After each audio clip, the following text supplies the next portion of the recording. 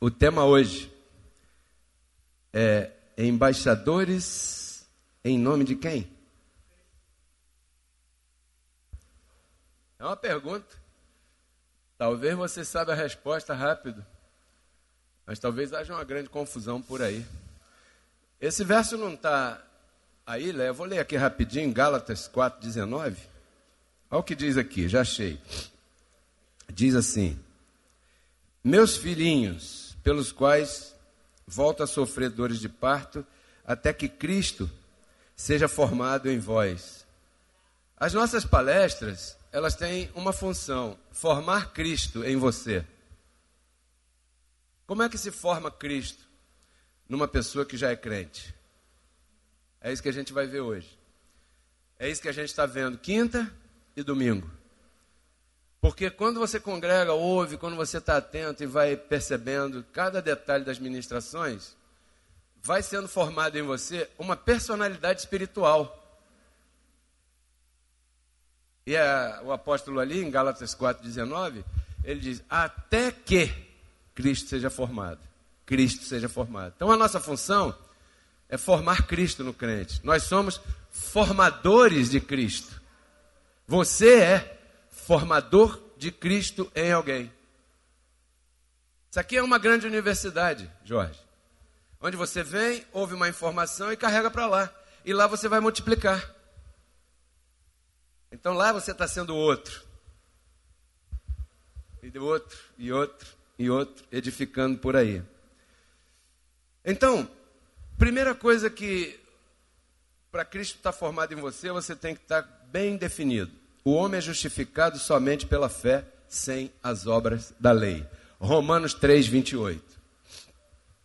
Conclusão do apóstolo Paulo. Diga, conclusão. Qual é a conclusão? O homem é justificado somente pela fé, sem as obras da lei. Ok? Isso é claro. O apóstolo Paulo fala, conclusão, concluímos, pois, depois de discorrer, de dar uma série de comparações e explicações acerca do assunto. Aí quando chega no verso 28, ele fala: bom, concluímos então, por causa disso, que foi falado acima, que o homem é justificado somente pela fé, sem as obras da lei. Isso é uma conclusão. Você tem que ter bem claro. Efésios 2:8 e 9. Pela graça sois salvos, por meio da fé. E isso não vem de vós. Isso o quê? Tanto uma quanto a outra. Nem a salvação e nem a fé. Pois é um dom de Deus. Os dons de Deus são irrevogáveis. Deus não é mesquinho para dar e depois apagar. Ele te deu e se você vacilar, ele tira. Não, Deus não é assim. Ele te deu. Você é salvo pela graça. Ele tomou atitude. Ele deu o primeiro passo. Você não. Você agora tem se reconciliado com Ele. Pois é um dom de Deus. E o verso 9 diz: não é pelas obras. Por que não é pelas obras? Para que ninguém se glorie, né, pastor? Porque a minha mãe não pode subir um monte. Eu posso ainda. Então, se fosse pelas obras, para eu alcançar qualquer coisa, eu vou alcançar mais do que ela. Porque ela não pode. Alguém que tem uma dificuldade, uma debilidade de açúcar no seu corpo, não pode ficar mais do que tantas horas sem comer. Então, eu posso fazer um jejum de 24 horas, porque graças aos planos de Deus eu não tenho isso. Mas talvez o irmão tenha ou a irmã tenha. E aí eu vou alcançar mais do que você, porque eu posso fazer mais, né?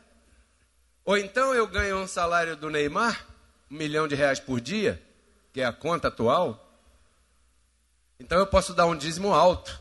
E você ganha R$1.000 do governo, quando paga. e você vai dar R$100. Então, eu sou mais abençoado do que você porque eu posso fazer mais? Não é pelas obras por causa disso. Porque pelas obras tem diferença entre nós. Você talvez não possa vir me ajudar a lavar o banheiro. Então, eu sou mais ungido porque eu posso. Não. Não é pelas obras, não é pelo que você faça, deixe de fazer, é pela fé. O homem é justificado pela fé. Você deve exercitar a fé. Não é a obra, não é o que dá mais, não é nada disso. Romanos 11:6. E se é por graça, já não é por obras. Eu gosto de Paulo porque ele compara assim, se é por graça, já não é por obras.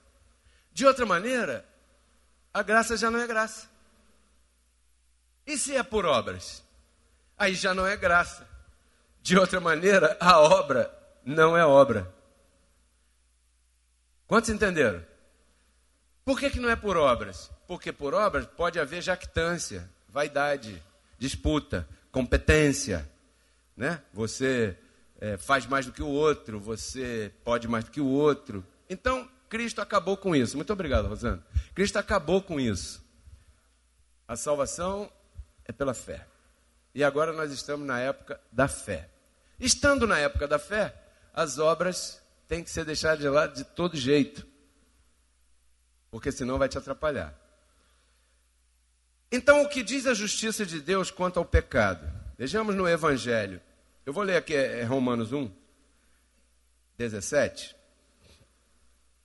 Veja o que diz aqui. Romanos capítulo 1:17. Anote isso, por favor, porque é base também. Porque no Evangelho, a justiça de Deus se revela por fé e para fé. Então, quando você quer ouvir falar sobre justiça de Deus, você tem que procurar onde? Na igreja. Não. Você tem que perguntar ao irmão que ora muito. Não. Onde é que a justiça de Deus está descoberta? No Evangelho. E onde está o Evangelho? Naquele livro mais lindo do mundo ali. Mas o livro todo? Não. Aonde? Nas 14. De Romanos a Hebreus. Então, quando você quiser saber sobre a justiça de Deus, você tem que buscar no Evangelho, porque é no Evangelho que se revela. No Evangelho está a nossa posição espiritual,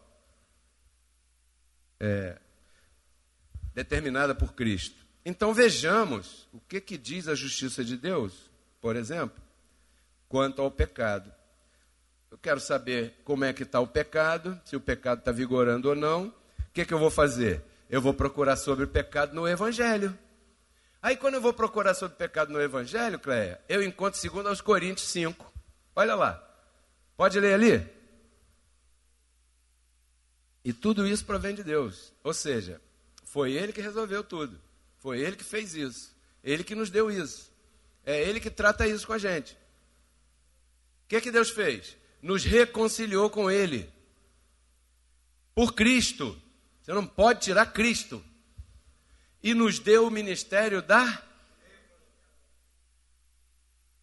Esse é o verso 18. Nós chamamos carinhosamente o ministério Reconciliados com Cristo de ministério da reconciliação. Por quê? Porque esse é o trabalho que nós estamos fazendo. Ele nos deu esse ministério. Ministério da reconciliação. E verso 19. Em que consiste o ministério da reconciliação? Consiste em você explicar para alguém que Deus estava em Cristo reconciliando consigo o mundo, não levando mais em conta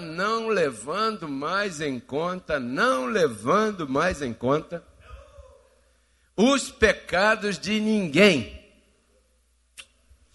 E nos encarregou uma palavra. Qual palavra? Então, o que é a palavra da reconciliação? É você ensinar isso. Ô abençoado, para de falar que nós estamos em pecado. Porque a justiça de Deus contra o pecado se revela no Evangelho. E o Evangelho diz que Deus estava em Cristo reconciliando consigo todos nós, não levando mais o pecado em conta, o pecado de ninguém. Isso é a justiça de Deus. Porque um só fez, não seria justo 7 bilhões pagarem por aquilo que um fez. Então, um fez, veio Cristo sozinho e consertou. Você está depois de Cristo e entendeu essa parada. Quantos entenderam essa parada aí? Quantos podem louvar o Senhor com um aplauso por isso aí? Porque isso aí te tira um peso das costas. Isso aí tira um peso das tuas costas. Porque Deus estava em Cristo reconciliando consigo o mundo, não levando mais em conta os pecados de ninguém, e nos entregou a palavra da reconciliação. Isso te alivia ou não te alivia? Caramba, isso me alivia muito. Por que me alivia? Porque eu fui procurar a justiça de Deus onde eu tinha que procurar, no Evangelho. Porque se eu vou procurar a justiça de Deus no Velho Testamento, eu não vou achar. Com essa expressão, você vai até achar. Porque a graça não está na letra, a graça está em você. Então você é capaz de ver graça na música do Roberto Carlos, na música do Diogo lá. Porque a graça está em você, você está iluminado. Então você vai até achar. Só que para apresentar a justiça de Deus, você tem que ir no Evangelho. E aí está apresentado para você nesse dia de hoje maravilhoso. Mas então o que acontece aqui? Vamos a Romanos capítulo 10, verso 3. Olha o que diz aí. Romanos, se você quer manusear a tua Bíblia, que é legal, não é gostoso sim? Romanos 10, 3. O que diz aí? Vamos ler? Diz assim, ignorando, está falando do pastor Pedro Kelly no Ministério Reconciliados com Cristo, porque eu não quero falar mal de ninguém. Então o pastor Pedro Kelly, ignorando a justiça de Deus, buscou estabelecer a sua própria justiça. Por quê? Porque não se sujeitou à justiça de Deus. Quantos estão entendendo isso aí? Então, o que diz a justiça de Deus? Volta, por favor, Cleia, no de cima. A justiça de Deus diz que Cristo reconciliou o mundo, não levando mais em conta o pecado de ninguém, nos entregou uma palavra da reconciliação. Mas o pastor Pedro Kelly, ou o apóstolo Pedro Kelly, tal, do Romanos 10, 3, o que ele faz? Ele ignora a justiça de Deus e aí busca estabelecer a sua. Como ele ignorou, segundo aos Coríntios 5, 18, 19, ele faz um batistério aqui atrás. Olha que ideia boa, Fabinho. A gente quebra aqui, bota um vidro, faz um tanque aqui. Esse é o pastor Pedro Kelly, que ignorou, segundo aos Coríntios 5, 18, 19. Bota água aqui, eu vou vestir uma roupa branca, o cor de vinho, estou me lembrando. Você é novo, Irã, está retornando aqui hoje, mas então tem que se batizar. Não, mas segundo aos Coríntios, de novo, segundo aos Coríntios 5, olha lá. Não levando mais em conta os pecados de ninguém. Certo? Só que sou eu que mando aqui. Então eu vou fazer um batistério. E os novos que chegarem, eu vou dar uma aula de novos convertidos. Ah, tem mais. Depois da pregação tem que vir na frente e chorar, ajoelhar, porque eu vou orar por você, para você aceitar Jesus. Porque eu estou ignorando, segundo aos Coríntios 5, 18, 19, que Deus não leva em conta mais o pecado de ninguém, mas eu levo. Porque eu sou o pastor. Entendeu? Aí, Romanos 10, 3. Eu estabeleço a minha justiça na igreja porque eu quero ignorar a justiça de Deus. Aí você vai lá, vestido de branquinho, em nome do Pai, do Filho e do Espírito Santo, te batizo. E se a minha coluna trincar na hora, você vai morrer afogado, ainda mais se eu for pesado, porque eu não vou te levantar, não. Oh, Senhor. Mas eu estou falando de mim. Não estou falando de igreja nenhuma, não estou falando de pastor nenhum, não estou falando mal de ninguém. Estou falando de mim. Okay? O pastor Pedro Kelly ignorou a justiça de Deus e estabeleceu a sua própria justiça. Irmão, se você não aceitar Jesus como teu Salvador, Ele não pode fazer nada por você. Ah, é, pastor? É. Porque você tem que abrir seu coração, tem que vir aqui na frente, aceitar Jesus e não sei o quê, não sei o quê. E tem mais.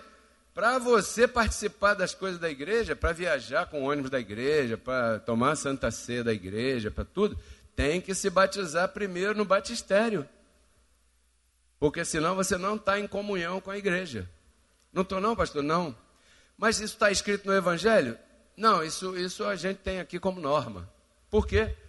Porque eu estou ignorando a justiça de Deus, aí eu tenho que botar alguma coisa no lugar aqui da justiça de Deus.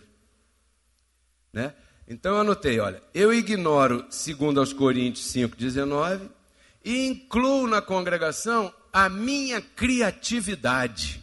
E eu sou bom nisso. Você que está aí, eu estou no rádio, você que está aí em casa, pega o seu copo d'água agora, põe aí, em cima da televisão, e você vai e bota. E eu estou lá com o meu.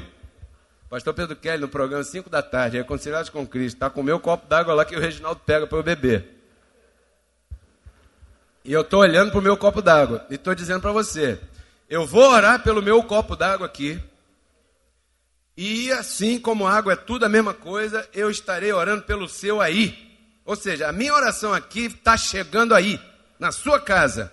E você que tem um câncer, você que tem diabetes, você que tem mal olhado, você que tem pururuca não sei aonde, você vai tomar essa água e vai ficar curado. Aí você vai...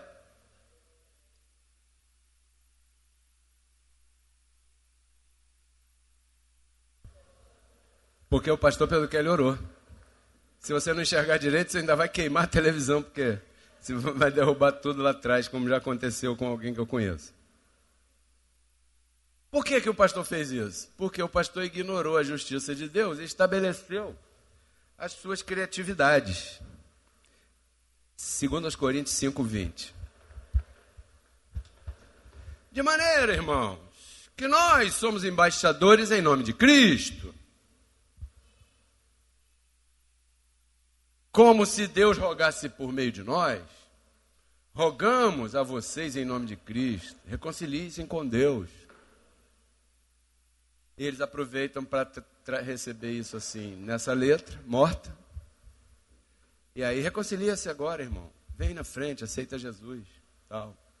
Mas eu quero me prender na primeira frase lá. Dessa maneira que nós somos embaixadores em nome de Cristo. Pois muito bem. Fazendo assim, eu acho que eu não sou um embaixador em nome de Cristo. Por quê? Porque eu não estou fazendo o que Cristo disse. Estou fazendo o que eu inventei. A Igreja Batista tem um segmento que chama os embaixadores de Cristo. Tem ou não tem? Eu, como é que eu sei? Mas a justiça de Deus se revela onde? No Evangelho. O Evangelho fala de batistério? O Evangelho fala de batizar nas águas? O Evangelho fala que você tem que aceitar Jesus para ser perdoado dos teus pecados? Então não pode se chamar embaixador de Cristo? É um falso embaixador? Se você for a uma embaixada de um país, aquela embaixada lá, dentro da embaixada, o soldado que está lá não é brasileiro. Não é do Exército Brasileiro nem da Polícia Militar. O soldado que está lá dentro, do muro para dentro da embaixada, é lá daquele país. Quando você entrar numa embaixada aqui estrangeira qualquer? Por quê? Porque ali quem manda são as leis daquele país. Você entra ali e tem que se submeter às leis daquele país. Se você for aqui no Rio de Janeiro, todo mundo é gente boa, todo mundo é de bermudão, tênis, você vai para qualquer lugar, menos na embaixada dos Estados Unidos, você não entra. Pô, mas o que tem? Eu estou no meu país, Brasil, aqui, carioca, praia, futebol, samba e sol. É, mas ali não é Brasil, ali é Estados Unidos. E aqui você não vai entrar nem de camiseta assim e nem de bermuda. Não entra. Vai ficar lá fora. Por quê? Porque ali você está dentro de uma representação que tem que obedecer a umas leis. E de onde vêm essas leis? Daquele país. Ora, a Bíblia diz que nós somos cidadãos celestiais. Diga para quem está do teu lado aí, você é um cidadão dos céus. A nossa cidadania está no céu. Nossa cidadania não é terrena. A nossa cidadania terrena vai acabar daqui a uns anos. A gente morre e acabou. Mas a nossa cidadania celestial segue para sempre. Pois muito bem. Então, quais são as leis que têm que reger a nossa vida espiritual? As leis do nosso país espiritual. Certo? E onde ela se revela? No Evangelho. Ah, então eu posso representar o meu país dignamente se eu tiver em consonância. Consonância? Não sei. Ao Evangelho, que são as leis do meu país. Porque se eu tiver batizando no batistério, chamando à frente para aceitar Jesus, dizendo que você até então não foi perdoado dos teus pecados, eu estou ignorando a justiça do meu país e estabelecendo a minha própria. Posso eu ser chamado embaixador legítimo de Cristo? Não. Claro que não. De jeito nenhum. Você conhece algum lugar por aí fora que esteja falando o que nós estamos falando? Não tem. Todas as religiões estão erradas. Todas estão erradas. Os evangélicos, então, Deus me livre. Poderíamos terminar o tema aqui, você já entendeu, mas tem um detalhezinho que eu quero te mostrar, que é aqui que reside uma confusão, né? Tiago, capítulo 2, verso 14. Olha o que diz. Paulo, lá no primeiro verso, ele disse: concluímos, pois, que o homem é justificado pela fé somente, sem as obras da lei. Tiago não concorda. Tiago diz aqui, ó, irmão, peraí, de que serve se alguém diz que tem fé e não tem obras? Poderá a fé salvar-lhe? Está contra Paulo, correto? Está contra Paulo. Tem o verso 15 aí? Tem, então vamos pôr. E se um irmão ou uma irmã estão desnudos e têm necessidade de mantimentos diários? 16. E algum de vós diz assim: vão em paz, aqueçam-se, saciem-se, porém, não lhes dão as coisas que eles estão precisando? De que serve isso? Verso 17. Assim também a fé, se não tem obras, é morta em si mesma. Quantos já entenderam o que Tiago está dizendo aqui? Tiago está falando de ajudar o próximo. Paulo está falando de salvação espiritual. Tem a ver uma coisa com a outra? Não. Quantos aqui ajudam o próximo? Caramba, que bacana, um aplauso a você. Vai chegar um dia que o nosso ministério vai ter um centro de recuperação de viciado. Vai chegar um dia que o nosso ministério vai ter uma escola infantil para a gente ensinar o português, matemática, uma escola, com professor de direito, assim, convencional, e colocar graça. Você recebe isso? E por enquanto a gente vai ajudar como a gente puder. Como a gente puder. Como, às vezes chega alguém aqui, eu estou aqui, chega alguém pedindo. A gente ajuda. Tiago está falando... Não, Paulo está falando de alhos e Tiago está falando de bugalhos. Volta lá de novo, no 14. Irmãos, de que serve se alguém diz que tem fé e não tem obras? Tiago está falando de caridade. Não é obra da lei. Isso aí é obrigação nossa. Poderá a fé salvar-lhe? Verso 15. E se um irmão ou uma irmã estão desnudos, têm necessidade de mantimentos diários? 16. Por favor, Cléia. E algum de vós lhes diz: vão em paz, aqueçam-se, saciem-se, porém não lhes dão as coisas que são necessárias para o corpo? De que serve isso? 17. Assim também a fé, se não tem obras, é morta em si mesmo. Então, quando eles viam Paulo pregando a fé sem esforço, a salvação sem esforço, que é pela fé, aqueles recebiam, parece que, outra informação diferente. É como você aí fora vai e diz: a salvação, abençoado, você é salvo desde antes da fundação do mundo, porque você foi. Essa palavra é um terror para a religião. Qual a palavra? Predestinado. falou isso, eles fecham os ouvidos. Então eu posso adulterar? Eu não estou falando que você pode adulterar, eu estou falando de coisas espirituais. Quem é carnal é você. Pô, não é a mesma coisa ali? Que Tiago está falando ali? Então, assim como Tiago se confundia, da mesma maneira tem pessoas que se confundem hoje. E isso a gente tem que ter bem na nossa mente, bem claro, que nós estamos falando com pessoas que estão em trevas total desconhecimento. Muita paciência quando for falar para alguém. Então, ali, ajudar alguém, necessário, próprio, bom, semeia, separa para semear nessa parte também, porque ela é própria, você vai colher isso. É melhor você estar do lado de cá do que do lado de lá. É melhor dar do que receber. Você recebe isso?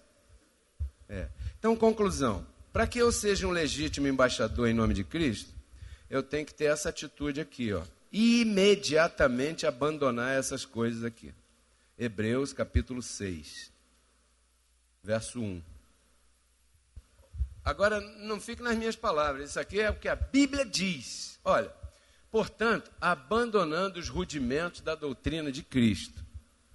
Que são os rudimentos da doutrina de Cristo? São as práticas que Jesus de Nazaré fazia no princípio, lá antes da cruz, né?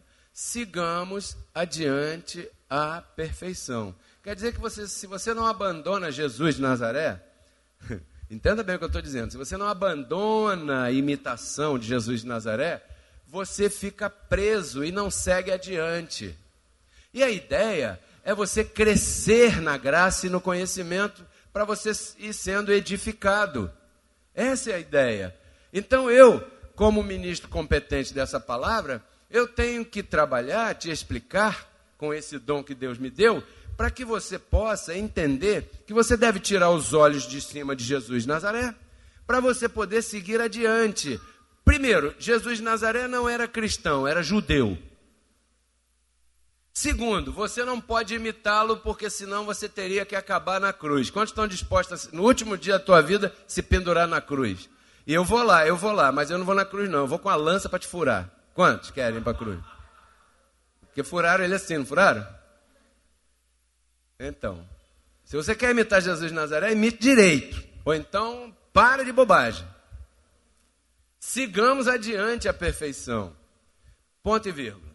Aí, olha, não, Pedro Kelly, não bota batistério, cara. Não coloca outra vez o fundamento do arrependimento. Não coloca outra vez obras mortas. O que são obras mortas? Aquilo que ninguém está nem aí para isso, muito menos Deus. Não coloca o rudimento da fé em Deus. Não é fé em Deus, é fé de Deus. O dom da fé é diferente. Não coloca de novo a doutrina de batismos. Poxa, acabaram com o nosso batistério, Fabinho. Eu já ia chamar o Reginaldo para ajudar a quebrar aqui.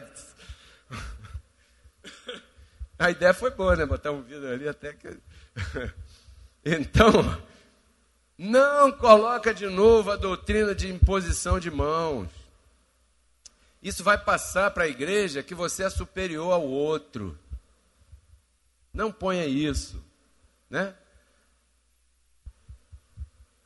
Ressurreição dos mortos, juízo eterno. Irmão, no último dia vai ter um telão melhor que esse, claro, um projetor melhor que esse. E o que vai estar ali não é o versículo bíblico, não. É a tua vida que vai passar aí no dia do juízo. E aquelas coisas feias que você fez, escondido do teu marido, viu, abençoadas? Vai passar ali.